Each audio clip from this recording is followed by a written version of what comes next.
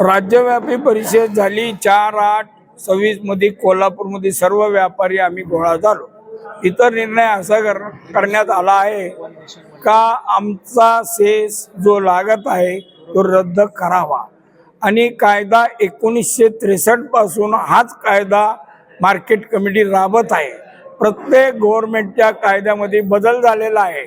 Income टॅक्सचा भी बदल झालेला आहे, GSTचा बदल झालेला आहे, महानगरपालिका जेवढे गव्हर्नमेंटचे काही टॅक्सेस असतील ते सर्व बदल झालेले आहे। पण 19 तेच आहे आणि आता मॉल झालेले आहे, बाहेर व्यापार खुला झालेला आहे। शेतकरी माल कुठं भी विकू शकतो आणि ते मालवाले शेतकरी माल घेतात, त्यांना सेस लागत नाही आणि कृषी बाजार समितीमध्ये आल्यावर तो माल विकल्यावर समोरवाल्याला आम्हाला सेस वसूल करून भरावा लागतो मार्केट कमिटीला। आणि मार्केट कमिटीला सेस दिलं सुविधा काय? मार्केट कमिटी कशासाठी आहे का शेतकऱ्याला सुविधा द्यायला पाहिजे, व्यापाऱ्याला सुविधा द्यायला पाहिजे। सुविधा म्हणजे काय? व्यापारी जर विकता आला लांबून तर त्याला राहण्याची व्यवस्था पाहिजे, त्याला लॅट्रिन बाथरूम आंघोळ अनेक काही आहे, व्यापार जेवायची आहे। व्यापाऱ्याला गोडाऊन दिले किती लहान गोडाऊन मध्ये किती माल राहू शकतो। दुसऱ्या मार्केटमध्ये कसं आहे ओपन, जसं भाजी मार्केटला आहे इथं नगरमध्ये ते या मार्केटला नाही आहे, ओपन शेड असते तिथं रात्री शेतकरी माल उतरून ठेवू शकतो, लिलाव होऊ शकतो। पाऊस आला ऊन आला तर त्याचा माल संरक्षण होत असतो। त्यासाठी खर्च मार्केट कमिटीने करायला पाहिजे।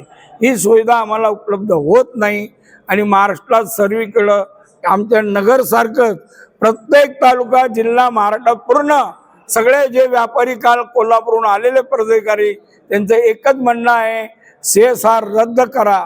2020 मध्ये फडणवीस साहेबांनी सेस हा रद्द केला होता। त्यानंतर हे सगळं जे मार्केट कमिटी आहे हे राजकीय पक्षाचे संस्था आहे। त्यामुळे या मार्केट कमिटीचं परत सगळे जे राजकारणी लोकांनी हा नियम परत बदलला आणि आम्हाला परत सेस चालू केला आणि कोविडच्या टायमाला आम्ही काही त्याच्यावर ॲक्शन घेऊ शकलो नाही, म्हणून आजपर्यंत आम्हाला हा सेस भरावा लागत आहे। तरी आता यापुढे आम्ही 2 आमचे व्याज त्याच्यावर घेणार आहे, एक नाशिकला आणि शेवटची शेतकरी सहित बॉम्बेला आम्ही प्रगती मैदानावर घेणार आहे आणि त्याच्यात आम्ही सांगणार आहे ज्या वेळेस सेस बंद होईल तरच व्यापार चालू होईल, असं तीव्र आंदोलन आम्ही करणार आहे। याची दक्षता शासनाने घ्यावा।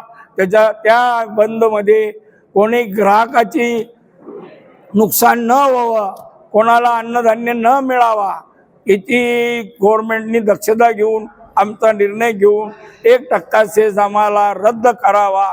हा रद्द व्यापाऱ्यासाठी काही फायदा नाहीये, शेतकऱ्याचाच फायदा आहे। शेतकऱ्याचा 1% सेस ना लागल्यामुळं त्याला तेवढ्या रुपयाची भाववाढ मिळते। आज काही लहान वस्तू आहे, काही वस्तू 20,000 रुपये क्विंटल आहे, मिरची सारख्या आयटम 30,000 रुपये क्विंटल आहे। 30,000ला 1%ला किती रुपये होतात? 300 रुपये क्विंटल। म्हणजे हा भुर्दंड कोणाला आहे? सर्वसामान्याला बी आहे आणि शेतकऱ्याला पैसा कमी मिळतो।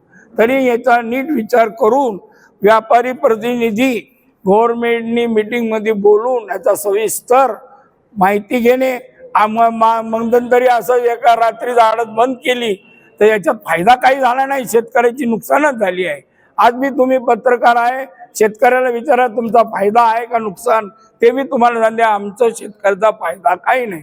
आम्ही ज्यावेळेस आडत देत होतो त्यावेळेस आमचं भाव योग्य मिळत होतं, सर्व सोयी सुविधा मिळत होतं, तरी आम्हाला परत आडतच लावावी अशी त्यांच्याकडून मागणी आहे।